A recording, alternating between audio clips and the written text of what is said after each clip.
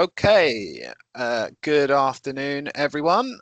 Welcome to our latest Your Essex Community Online Learning Series session.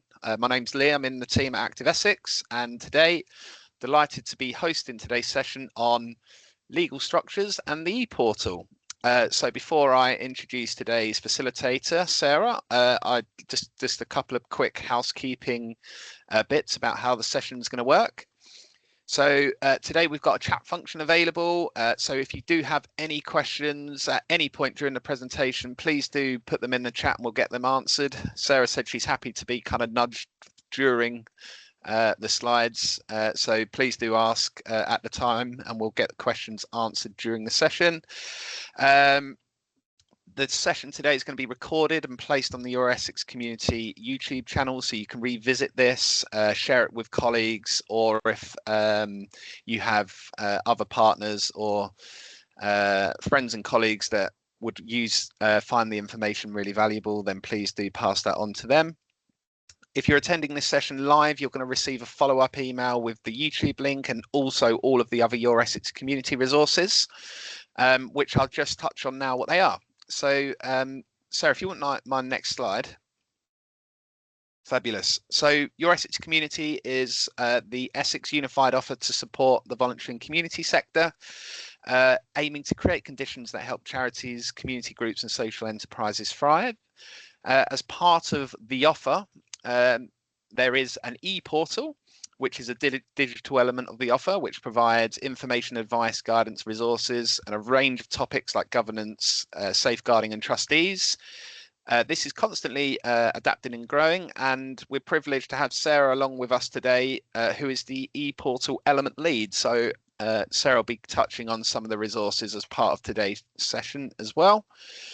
We also have a community participation element, which is all about how this element works is around strategically creating a culture that really values and empowers active and engaged communities. So as part of this offer, there is a county-wide community of practice, which showcases good practice and facilitates sharing and learning, which supports voluntary community and public sector organisations to really get their communities involved in local action. There's also some targeted local events as well, which is shared through that community participation. And then finally, there is a place-based offer, which really works to understand the local needs of the sector and the best way we can support them alongside community partners. So in addition to the County Online Learning Series, there are place-based support opportunities in each district and borough across Essex, which includes local training events and learning opportunities, and these are currently being refreshed for the 2026-2027 year as we speak. So do check some of them opportunities out beyond today. But I'll get straight back into today's session. So I'd like to welcome Sarah Troop, who is the Director of Malden District CVS, who's leading today's session. Today's session is going to touch on key governance structures available to voluntary and community groups, including the differences between unincorporated and incorporated models, the different charity and membership structures and CICs. So hopefully participants today, you're going to gain an understanding of the benefits and considerations for each option, along with some practical next steps when forming and developing an organisation. And then we'll also be touching on the ePortal, as I said, which Sarah leads on to. So yeah, looking forward to it. Sarah, welcome, and I'll pass over to you. Thank you, Lee. That's really great. And thank you, everybody, for coming along. I do hope this will be useful for you. As Lee says, we're talking about the legal structures in the charity sector and the ePortal today. Just to introduce myself and why I've been asked to come and talk to you all today, Malden District CVS, which is the organisation that I've been employed with for the last 20 years, is the infrastructure organisation for Malden District. As well as providing infrastructure support in Malden, we also host a couple of specialist infrastructure support services. So we run the Essex Shed Network, which particularly focuses on men's shed projects, and we also run an affordable food coordinator who supports social supermarkets in their development across the county. So within our organisation, we do have really strong expertise around charity governance. We've been in Malden District for 25 years. It's actually our birthday this year. birthday every year, but our 25th birthday this year, and we'll be marking that. And as Lee has said, we're the contract lead for the EPortal, which provides lots of governance and good practice advice for the voluntary sector, which is why we've come along today to talk to you all about this. We are going to cover the importance of governance. We're going to go over the most common governance structures that are available to the sector, talk about the difference in the importance of the difference between incorporated and unincorporated, and then help you looking at things that you'd need to consider when choosing that structure. So hopefully when you walk away from today, you'll have a good understanding of the different options available, why those options exist and the differences between them, and how and what the next steps might be for you in choosing your option and then adopting it. So moving on, the first thing I wanted to cover is, why is good governance important? So your governance is basically your rule book. It sets out what your organisation is going to do and how it's going to do it and why it's going to do it. And it's really important because when you set up to a charity or a community group or anything like that, the individuals who are setting it up have got a really key idea of what it is they want to do and what difference they want to make or what change they want to enact. And those founding charity trustees or committee members, whatever the right terminology would be, have this vision, and they don't want in 10 years time, 12 years time, for that vision to have drifted, which is why you write it down in your governance structure. You write down what it is you're going to do, why you're going to do it, and how you're going to do it, and that becomes your rule book basically. As well as ensuring that you don't have mission drift, which is, moving away from your core purpose, it also ensures that you have the right compliance in place. It provides you with decision-making criteria, and it means that your organisation is consistent and stable across those decision-making, across your direction of travel, your work, everything that you're doing, your consistency and stability. Protects the charitable purpose, like I've said, but it also builds trust and transparency. Anyone can ask you for that governance document. Funders very often will, but members of the public, your members, your trustee board can all look at that document and say, yes, this is what this organisation stands for and does, and this is how it does it. So it gives you that kind of rigidity, that trust, the transparency that matters. And like I say, funders will 99.9% of the time ask to see your governance document before they make a decision. So we're going to look particularly at 5 governance structures. There are more out there, but these are the 5 most common for the voluntary sector. And you'll probably be aware of most of those already. So small charity, registered charity, CIO, charitable incorporated organisation, charitable company, and community interest company. All of them are different in some way. So what I'm going to do is just go through kind of the headlines of what each one looks like, so that you'll be able to kind of understand where they might be most appropriate. But before we go into that, I want to touch on incorporation and unincorporation, because I am going to start using those words as I go through to start describing the different organisation types. I'm going to say this one's incorporated, this one is unincorporated. And if I don't spend 5 minutes explaining those two terms now, then I might lose you all a little bit later. So with incorporation, what that basically means is that your organisation exists in its own right. So it is a legal entity, which means it can sign a contract, it can employ staff, it can own property as an organisation. Whereas if you're unincorporated, that organisation doesn't exist. If a contract needs to be signed or you are going to employ somebody, then it is an individual within that organisation who takes on that responsibility. It would usually be one of the trustees. So in the reality of that situation means that should something go wrong, if you are incorporated, the individual trustees are protected. In unincorporation, that is not the case. So if you did employ somebody and that person decided, do you know what, I can't work with this organisation anymore, they're being discriminatory against me, I'm leaving, and then they come back and they take that organisation to court for unfair dismissal, then if you're incorporated, the organisation is responsible. If you are not incorporated, the individual trustees are responsible, which could mean your savings, your home, all of that becomes part of any compensation package. So it's really, really key to understand that difference. When you're a small organisation, that difference doesn't really come into play. But when you start getting larger, It's really important to understand what are you taking on in relation to liability when you ask someone to become a trustee. So I don't like to scare people, but I do like to make sure that that's really clear, so that because that becomes a really relevant deciding factor. One thing that we do say is that if you are opting for an incorporation status, and there are times where it's absolutely the right thing to do, then still consider something called trustee indemnity insurance, which is part of your insurance package, which you'd have anyway. You'd always have professional liability insurance, but you would look into trustee indemnity insurance to give that extra layer of protection to the individuals making decisions for the charity. But like I said, I wanted to flag that bit up before I started talking too much about structure, because if I start using those words and I haven't stopped to explain them, then it would mean that it wasn't necessarily clear what I was referring to. So the small charity, this is an unincorporated organisation.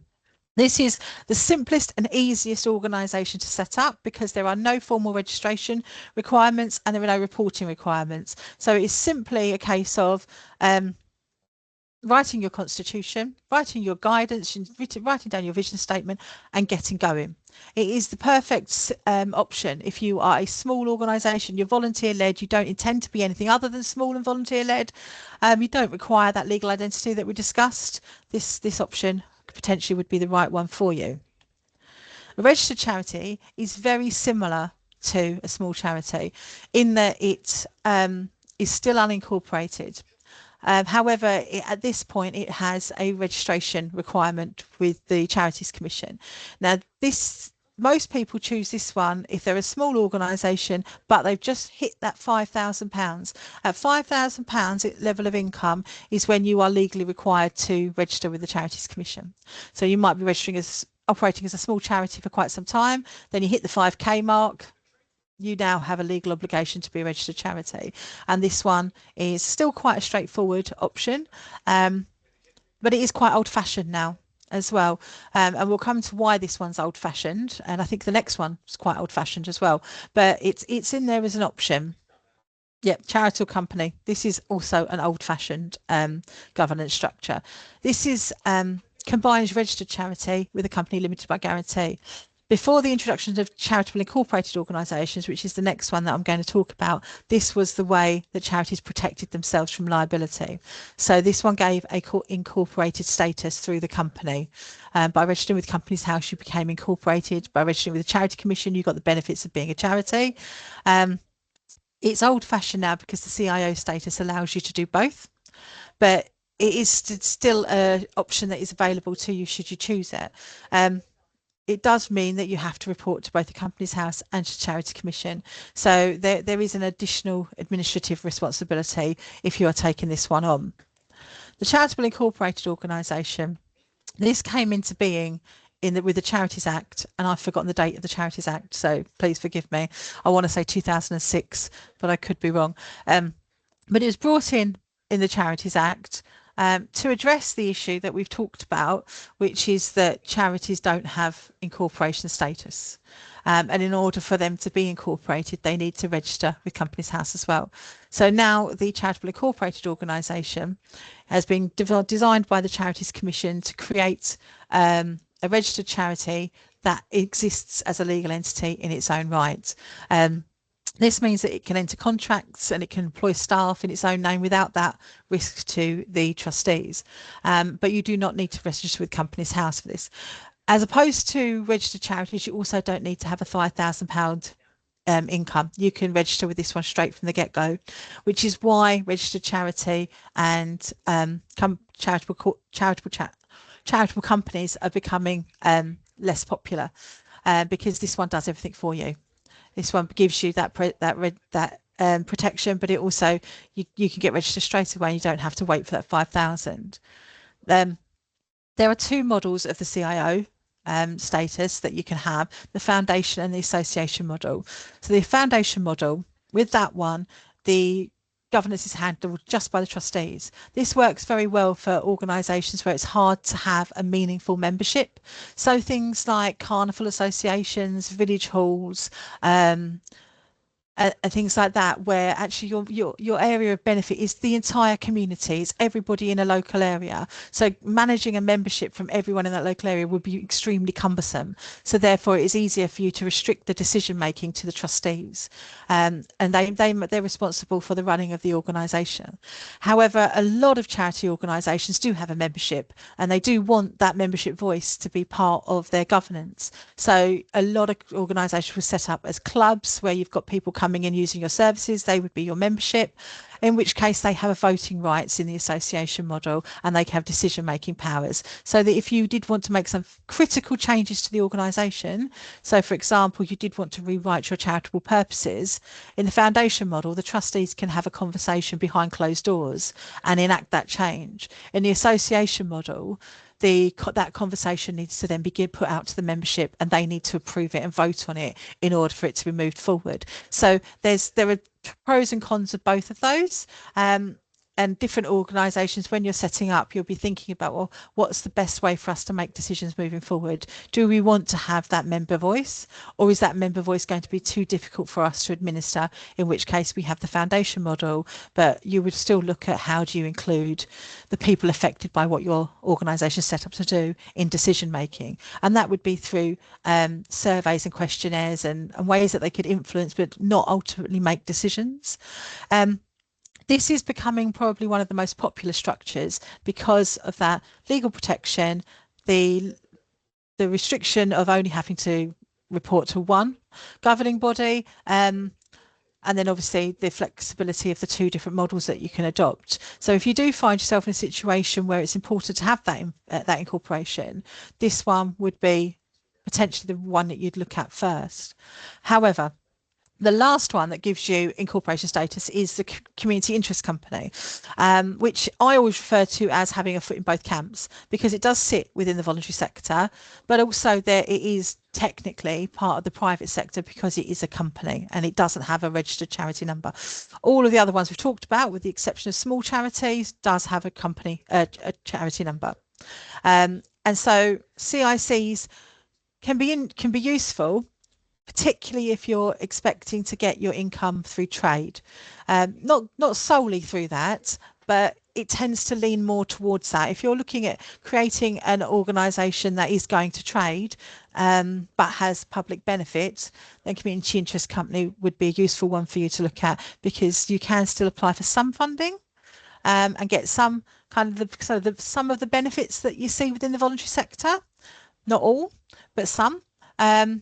But you do still need to write into your governance structure your social purpose, your community impact, and you have something called an asset lock as well, which means that should the company be dissolved, the profits will not be distributed to shareholders. They'll be distributed out into the community or to a similar organisation as yourself, so that those assets continue to do the good they were set up for. One thing that one of the things you need to consider is if you are going to looking for funding, because the community interest company isn't recognised by all funders as something that they would consider. Some of the larger ones do, but quite a lot of the small ones will not accept funding applications from community interest companies. So this is why you look at your intention for your organisation and say, well, actually, I think trade might be the way forward. Then the community interest company might be for you. Another factor that comes into play here, and we'll move on to it in more detail as we go through the presentation, is that the community interest company doesn't have to be wholly for public benefit, where in order to register as a charity, you will need to demonstrate that you are wholly public benefit, whereas the community interest company, it's a lot more broad than that. You can have benefits outside of public benefits. I'll come to exactly what public benefit means as we move forward. So just to kind of recap through all of the things that I've rattled through very quickly, there are sort of questions that you might want to ask yourself when you're thinking about which organisational structure you want to go for. The first one being, are your activities planned as charitable? If they're not wholly charitable, then you won't be looking at one of the charity models. You'll be looking at the community interest company, and that makes every other question underneath it moot. So we put that one at the top. But then, do you want a membership? What level of income are you expecting? Questions around the holding of a contract and needing to employ staff as to whether or not you need that incorporation status. Wanting fundraising and wanting to claim gift aid, well, that's the benefit of having a registered charity number. So your small charity and your CIC options wouldn't benefit you if you thought gift aid was going to be a really good income stream for you. And then looking at the you're maximizing your grant funding and things like that. One of the things that we come up to as well is a lot more so that I'm seeing now is that people who are thinking about setting up a charity are doing it and they're thinking it's going to be their job. So if you are going to need to draw an income from the group's work, there are two options available to you. One, step back and let somebody else be the trustees and then they can employ you, or look at the CIC option, because the directors can draw a salary from the CIC option, whereas charities, the trustees cannot draw a salary. So, and obviously if you step back and let other people be the trustees, at that point you can be fired, or you could be unsuccessful in interview. So, you are giving away some of your kind of autonomy around decision making. So I come across that one quite a lot, and people do then tend to move to the CIC option because it's their baby, it's their idea. They don't want to hand it over, but they do need to generate an income. So I'm just going to just quickly dip you into the ePortal at this point, because everything that I've just rattled on about, which is a lot to take on, is we have kind of created a quiz that you can do on the ePortal itself. You can see to the left of your screen, or the left of my screen, I don't know if it flips around and it's on the right of your screen, but there's a little kind of flow chart that helps you kind of guide you through to a recommendation. And equally, we've got here a quiz, which I'm just going to answer a few questions through so you can see how it flows. But if you can see, it's guiding you through the questions that I've just talked you through. So if we say, just looking at answering a few, you can see it's asking me questions around the governance structure, as to whether I think I'm going to need a lease, whether this is one that I didn't touch on anything, whether there's any high risk situations and safeguarding, because although you won't be entering into a contract or employing staff at this point, so you don't have kind of that legal obligation in relation to that. What you might want to consider is if you are doing something as high risk. So this comes up quite a lot with our men in shed projects, because they have some pretty significant power tools in their sheds, and actually if something went wrong, that could be significant. So although they haven't really got contracts and they aren't employing staff, because they're doing something that could cause considerable harm, they would want the protection of incorporation. But the same is true that if you had safeguarding requirements within your organisation, you might want to create a bit of a support, a bit of protection around your trustees for their decision making, in which case they would ask you, I would recommend that you had the incorporation status, which is where this would sort of flow you down. So then this question here, you can see it's trying to find the difference between the association and foundation model. And there you go, it's given you a recommendation. Of course, at this stage, it's a recommendation and you don't need to take it, but that tool's there for you. So should you after this session be thinking, actually, I'm not quite sure, where do I go from this? The ePortal has everything you need. If I clicked on read more here, and I won't because it will pull me out of the presentation, it would take you to the right page on the ePortal to give you the details of that model, so you could read more, and then you could also read more about other structures as well. So that's a useful tool for you to go back to and look at as you make your decisions. So putting that aside, that's kind of your whistle stop through the options that are available to you. And the next thing that you need to look at is, well, what do you do now? Once you've kind of decided which one it is going to be, you need to start looking at, well, what's the next step? And the first thing is to write your charity objects, which is the mission and the purpose. It's why you're thinking of doing what you're doing. And you create that, it reduces the risk of mission drifts, it keeps everybody focused, and again, true to your founding purpose. It does look different depending on which option you're going to take.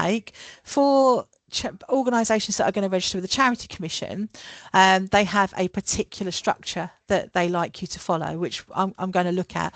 It isn't required for unincorporated organisations, and the charitable company and community interest companies, there's so many C's here, community interest companies do also not need to follow this guidance, but it is a good structure to follow, because it does give you quite a good understanding of what charity purpose looks like. So there are two elements of writing a good charity object. They need to be wholly charitable, and it needs to be for the public benefit. And I'm just going to cover a little bit off about what that means. Wholly charitable means that everything you do supports your charitable objectives. So you've written down in your governing document what that's going to be, how you use your money, what you deliver. Everything that you do has to have a charitable purpose. If there is something that is not charitable that you might do, so there might be a relationship with a private business, and some of the work that you will be doing would be funneling through to the private business, that would mean that piece of work's not wholly charitable. And that might be when you start looking at, is CIC a better option for us? The public benefit test. So the charity must be charitable and it must have clear benefit to the public, or a sufficient section of the public. So not everything you do has to be for everybody, but there has to be enough people for it to be considered public benefit. So for example, a stroke association organisation supports people who are affected by stroke. So it doesn't support the whole community, but it supports enough of them for it to be considered public benefit. If it supported people who are affected by stroke living on this street, then you've restricted it too much. That's not public benefit. That's for a small private group of people, at which point you don't pass the public benefit test. And the benefit test is if you're doing some good and enacting positive change in the community. If there is any negative aspect of your delivery, it is small and it is not it doesn't supersede the benefit of what you're achieving. So this means asking a few questions for your organisation. Who is benefiting? Can what we clearly say we're doing, is it good? Is anything of our work causing problems? Is there any harm created? And if so, is the good still greater? I don't actually have an example of when that might work, but somebody might. Is it open to a fair group of people, or is it too small? And are we making it difficult for people to access health? Because again, that public benefit would be if you created an organisation that was benefiting, doing good work for a defined group of people, but you had a really high membership fee, then potentially you're actually restricting the access, so you wouldn't necessarily be public benefit. So you have to pass the public benefit test in order to become a charity. The Charity Commission has 13 different charitable purposes, and number 13 pretty much covers you for everything, any other. But you can see that you sit, probably what you're thinking of would sit somewhere in one of those.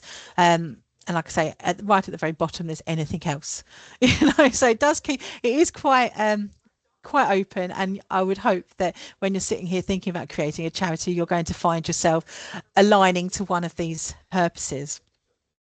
So the next steps, I'm going to give you a little bit of a step-by-step for each option, so that when we recap, or when you recap, you can say, right, this is the next thing to do. The small charity, really straightforward. You write your constitution. There is an option to use the small charities constitution template. That is on the EPortal, or it's on the Charity Commission website. And then you adopt that constitution and what will be your inaugural AGM. So you get your founding members, your founding community trustees together, and you have a meeting and you adopt that constitution. That's it, you're done.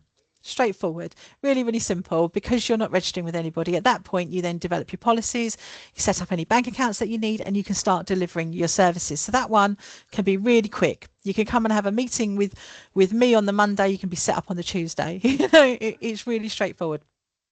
It gets a bit more complicated after that. The Charity Commission, so that is the registered charity, charity company, or the CIO status. If you're choosing any of those, you then need to register with the Charity Commission. This does take a bit longer. You write your constitution, you use one of the Charity Commission templates. You can try to write your own, but it will get sent back from the Charity Commission so many times that you might as well just use their template, because it's a legal document, they have approved wording.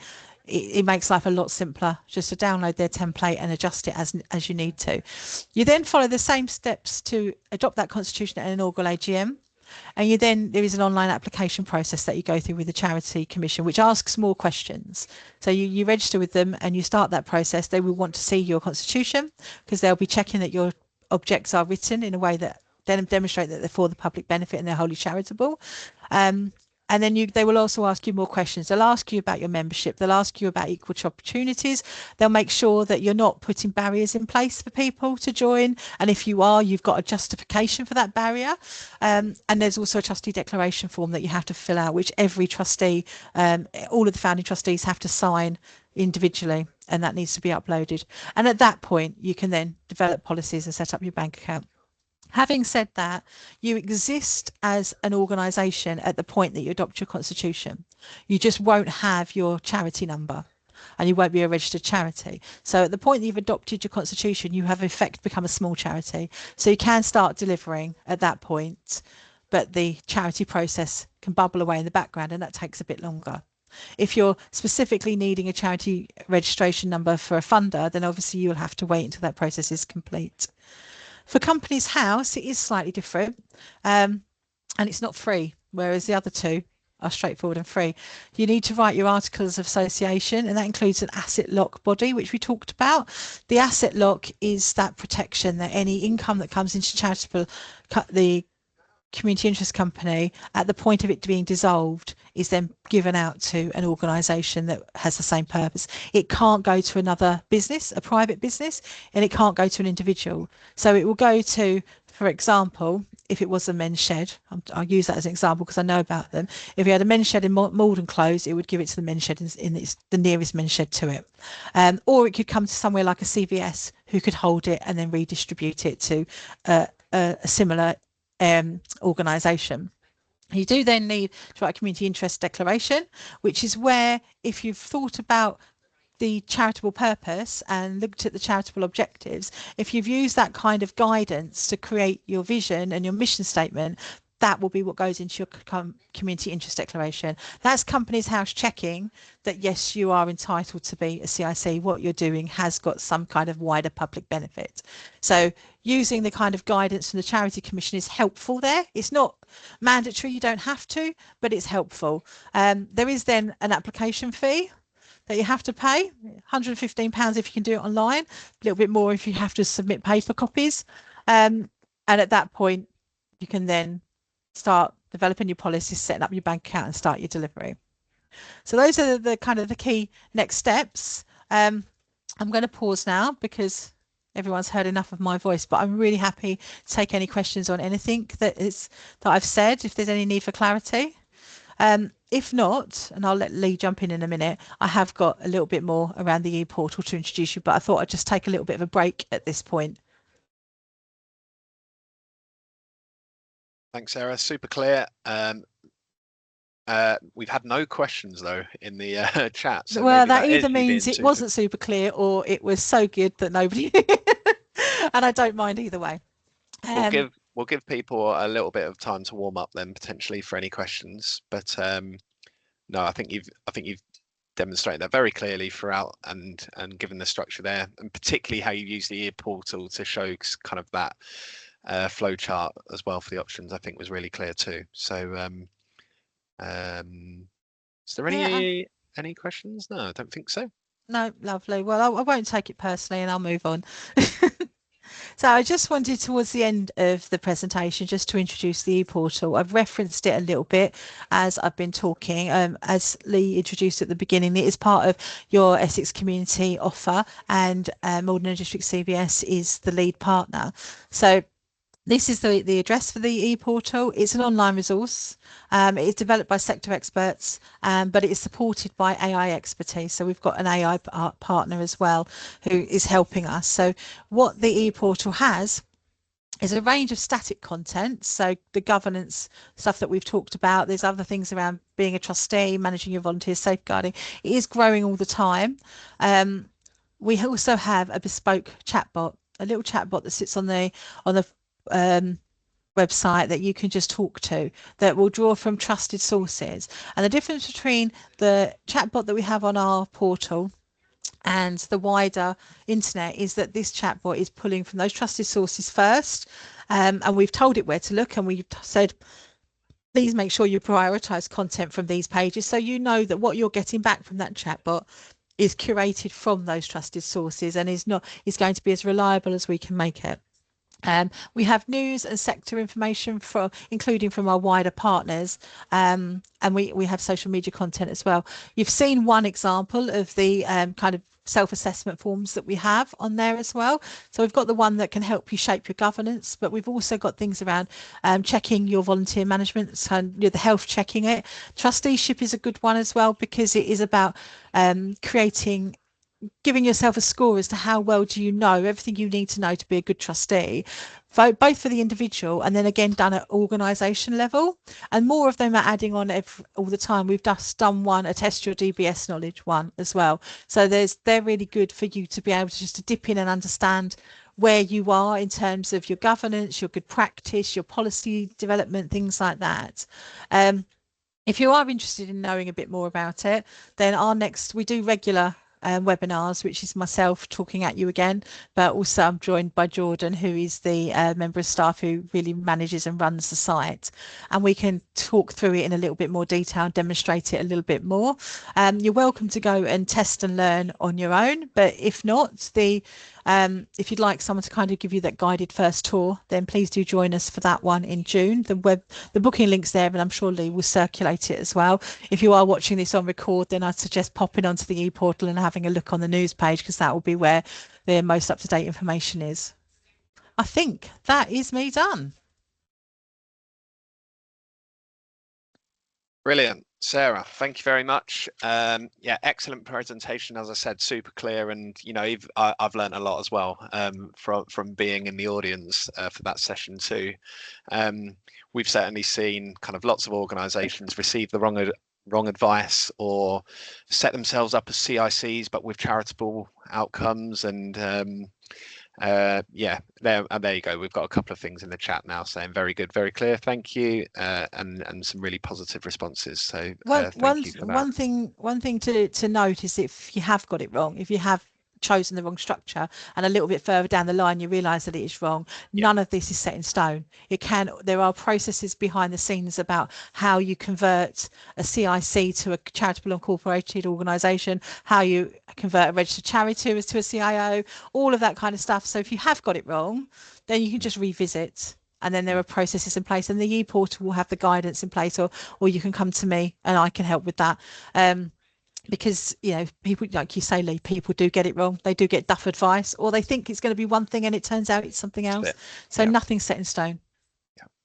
And I think how you said, kind of doing the charity objectives and why you kind of exist in the first place, and really having a good understanding of that really helps set that vision, and then helps with that structure, doesn't it, as well. We've had a question come through. So is there any situation, Sarah, where it would make sense to have more than one entity? So for instance, a CIO and a CIC. Oh, what a good question. The short answer is yes, but it really does depend on how you want those two to relate to each other, because you do have organizations that have wholly owned subsidiary companies. But you would really need to, obviously it adds a layer of administration into the running of things. So you would really need to look at, is that the best structure? Because if you're looking at the CIC because you need that element of trade, you can still trade as a CIO. So you would really, I think it goes back to what Lee just said around being really clear about what your vision is and what you're trying to achieve, because there's nothing that precludes you from trading as a charity, which is sometimes the benefit of being a CIC. So yes, you can do it, but you just want to understand why you're making it more difficult for yourself from a reporting perspective. So you would have to have well, if this organization is doing this very distinct thing and we're doing this over here, how are these two organizations going to talk to each other, and what's the relationship? Because you might fall into, if this charity now has a relationship with this CIC, is it now no longer for the public benefit? Is it benefiting the CIC? So you need to be very careful about that. So it's possible, and it does happen. Quite a few organisations have, like I say, wholly owned trading subsidiaries that exist to make income for the charity. But yeah, it's very much a case of really understanding. I would expect you'd probably need to have a business plan in place to really kind of give a robust mandate for that setup. But yes, it's possible. Brilliant. Thank you, Sarah. I have put in the chat a survey, so there is a QR code there, but please do, if you could follow the link to that survey, it will take kind of 2 or 3 minutes maximum. We'd really appreciate everyone on the call's feedback from today, not only for the content of kind of what Sarah's presented today, but also to hear kind of what else you'd like from an online learning series moving forward. So this is currently the last one we have in the diary. So we'll be looking to refresh that soon for the upcoming year. So please do, if you do get a chance, let us know your feedback, suggest some kind of future learning opportunities that you'd like to receive. And yeah, we'd really appreciate it. Sarah, any kind of final closing points or comments from you? No, I don't think so. Only just to reiterate what you've said, Lee, I'd really appreciate it if there's feedback, because if there was anything that wasn't clear, or was confusing, then obviously the next time I do this, I can change that. So that would be really helpful to know. Sarah, actually, what would be like kind of, so this was a brilliant like introduction to your options, I guess. What would be like the next steps from this, or what could deeper dives look like moving forwards? I think for me, the deeper dives would be more detail about writing that charitable objectives, because that's one of the key things that the Charity Commission will bounce an application back on, is that you haven't written that correctly. And depending on the day of the week and who you get at the Charity Commission, they can be quite finicky on it. So I think that that's probably something that'd be quite useful. And also, when you click online to go through the process of registering as charity, there's quite a lot of questions that get generated. You don't get to see those questions until you've started the process. And so kind of understanding what's behind that wall would be quite useful, because actually people think, oh, this will be quite quick, but then it'll ask you to justify why you're charging membership, and why you think any restrictions that are in place are there, and what your geographical boundaries are going to be, and details of your charitable purpose. There's a lot behind that wall. So I think that might be something that's quite useful for people. I've known people who are setting up CICs really stumble with the charity, the community interest declaration as well. So that just kind of what the Charity Commission and Companies House are looking for in those like key governance documents is probably quite useful. I've touched on it and given people a flavour, but you could deeper dive into that. Thank you. Just had a question about the recording, little slides. So yeah, so this session's recorded. It'll be placed on a YouTube channel. We'll create subsections so you can go, actually, I'm interested in the bit about CIOs. So you can click straight to that. So that'll be on the YouTube channel, and you'll be sent a recording link to that after today's session. Oh, you have had another question. Where's best to go for support for setting up a CIC? Do we need legal advice, or can an accountant help with the whole process? Or is it something that can just be done independently with advice like this? Yeah, you don't need to pay an accountant or a solicitor or anything like that for it. It's the registration document, the Articles of Association, is really straightforward. It's pretty much a template that you follow. If you go onto the EPortal, there are quite a lot of videos that the Companies House have produced that you can link to and you can watch. So you should be able to guide yourself through it. If not, if you're struggling with anything, then the chatbot is there. You can ask the chatbot any question that you're particularly struggling with and get the guidance. So yes, you can pay an accountant, you can go and get a solicitor to do it, they'll charge you for it. You should be able to navigate your own way through with what I've rattled through, with the forms and the information that's on Companies House and the guidance on the ePortal. So I would think that it was perfectly manageable without having to pay for it. Excellent. Thank you very much for the clarity, Sarah. And you've got a thank you there too. Okay, I'll give it a final 5 seconds for any final questions, but if not, just to say, Sarah, a massive thank you for your time this afternoon. Very valuable session, and yeah, plenty of thank yous in the chat too. Final reminder and a plea from both of us to complete that survey form, please. And a great job there too to end the chat. So thank you, everyone. Have a wonderful rest of your day. And we'll send you all of the resources, and hopefully look forward to seeing you on an online learning series session in the near future. Thanks a lot. Thank you.